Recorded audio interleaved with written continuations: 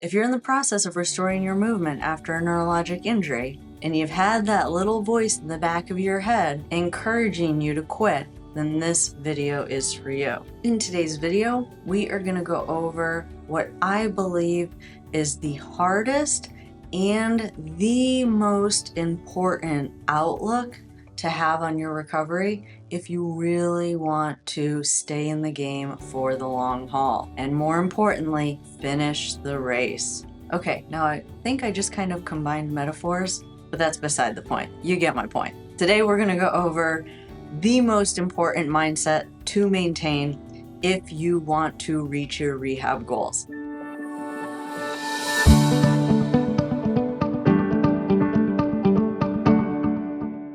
If you're new to this channel, I'm Tara. I'm a neurologic physical therapist with over 22 years of experience helping people restore their mobility and their independence after a neurologic injury.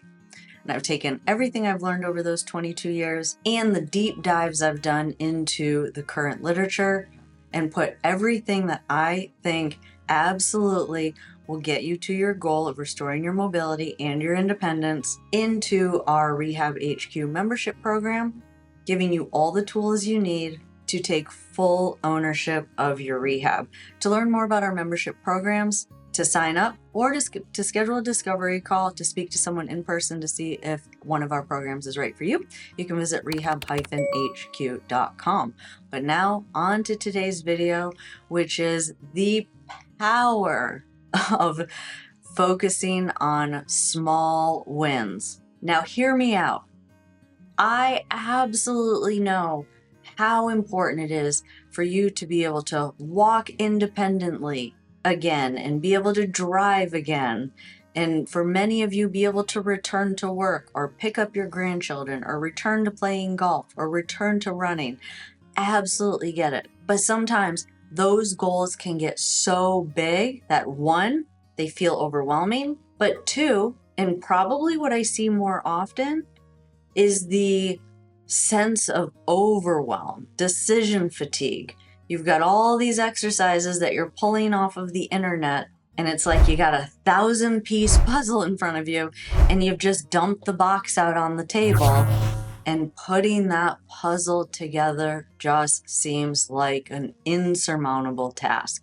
But what I see even more is when you have a finish line that seems so far away, it is easy to get that thought looping in your brain that there's absolutely no way I'm going to get there. And so what happens is many times people give up, and I want to absolutely prevent that from happening with you. Now, let's talk about why small wins matter in the context of neuroplasticity or brain rewiring. Now, it's always good for me to remind you guys that brain rewiring is exactly the same at 10 years old and at 60 years old. And what I mean by that is not necessarily that our brains have the same capabilities at 10 as they do at 70, but that if you can recall how many hours you spent in a classroom for the first 18 years of your life to learn all of what society has led us to believe are the foundational things that we must know in order to transition into adulthood at a somewhat functional level, that was repetition through small wins. And what was going on was your brain was rewiring. What happens after a neurologic injury many times, and I know you guys, so a lot of you have heard me say this before, but it's always worth repeating, is that when you have a neurologic injury as an adult, it's easy to get stuck in the mindset that this is just like every injury I've had in my life, and that if I just do my 3 sets of 10 and get the muscles stronger, I'll get that movement back and I'll be able to go on living my life. And what many people sometimes forget, or sometimes gets pushed to the back of the brain, is that you aren't strengthening a muscle, you are relearning. You are trying to rebuild a neural network. I've made tons of videos on neuroplasticity on this channel and everything that goes into that. But the most important thing to know is that you kind of have to think like those school days again, where you have to get the repetitions in. You didn't test a third grader on their algebra or even expect them to know algebra. And if you think back to your school years, as I think about it, you didn't even know what algebra was. Had you known what algebra was while you were learning addition, subtraction, and multiplication, and you saw all those complex formulas, you would have probably just thrown in the towel or gotten frustrated. But what does school do? Whether you agree with it or not, it gives stuff to us in small doses and it tests us regularly. And then each grade we check things off. Now, for me, the most salient memory that I have of this same concept, and what most of you might have, is college. You tried not to look at the entire syllabus, or at least I tried not to. It was kind of like, what do I have to take this semester? Okay, let me just get through this and I'll worry about next semester, right? You came up with a strategy that was very much based on small wins. Occasionally you would zoom out to see how many semesters do I have left, but for the most part, what kept you motivated along that track was just focusing on each semester, each class, each test within each class. That's what helped you move to that finish line of graduating from college. This is no different. You really have to think about things in semesters and then in courses, and then breaking those courses into individual weeks or months where you're tested regularly. Small wins. And then maybe occasionally, every once a month or every 2 months, you zoom out, you put that goal back in the big picture. How does what I'm doing today fit into that? And that also will help to keep you motivated. But for the most part, you're staying in that single day, small lens focused on a small goal. So that's kind of like the neuroplasticity side of things. But the practical side of things that I see is that snowballs.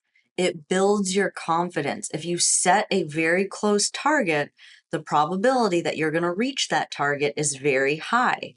And what happens in our brain in that moment is that then our belief or our identity starts to slowly change over time to someone that is successful, someone that can overcome this challenge, someone who is making progress in stroke rehab, someone who is an outlier, meaning that you're doing more than even your doctors expect you to do. In my small little practice, I call these like the little trophies in the trophy cases are the patients that even exceed my expectations. And I'm a pretty optimistic person, and it's always shocking to me that I still have people every single week that go beyond even what I thought was possible.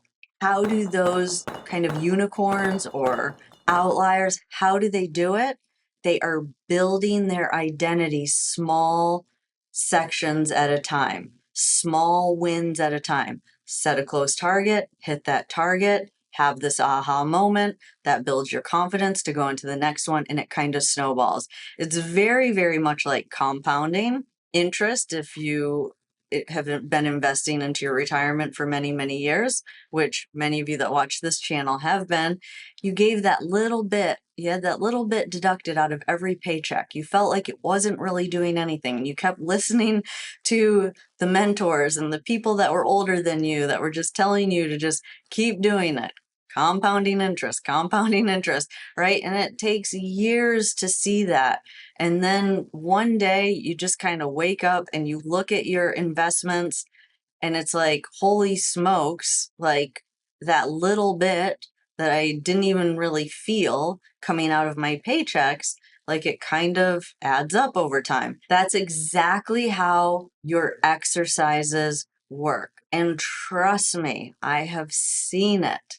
There was a time in my practice where I saw people every day, and there were days, there were weeks where we did the same thing every day. These little movements over and over and over and over again. And in the moment, sometimes it didn't feel like we were getting anywhere, but we were. And then after a week or 2 weeks, you would start to see those changes. That is the power of setting really small goals, even within one treatment session, and focusing on that. Open, closed, open, closed, open, closed. And then eventually you can start reaching or up, down, hand over, over, over, flipping the hand over, right? You got to do these small things every single day, and I promise you they will pay off. And why am I inspired, or why was I inspired by this video? Because I am currently doing that with a few patients. I have a few patients that are very early in their recovery, and I have a few patients that are very late in their recovery, and they are both progressing because they buy into the system. They buy into the process of doing the repetitions, getting those daily repetitions in, and they are seeing the results. They are seeing their confidence in their walking improve. They're seeing that they're keeping their leg a little bit more relaxed when they walk. Why? Because they did certain inhibition exercises over and over and over again. And a couple of these patients really thought that these exercises, they wanted more. They wanted more. Aren't you going to give me more? And I always keep the exercise programs really, really short. It's like, give me more. Is this enough? I did extra. I have someone that says, okay, well, I got through those and I'm starting to add other things on, and was just pulling stuff out of the sky. Draw her back into this very short list.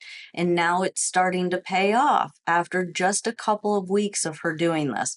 Took a little while to get the buy-in, but just after a couple of weeks of just sticking to a very simple exercise program and doing it every single day consistently is finally starting to pay off. And that will happen with you as well.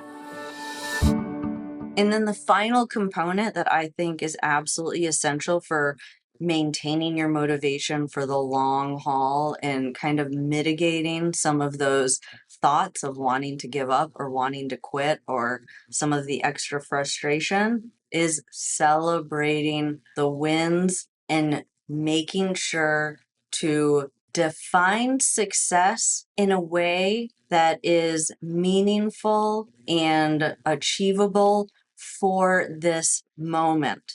Now, this is not something that I read in a book. This is just an observation that I've learned by just watching different personalities. And how do some patients that I have stay motivated in year 10?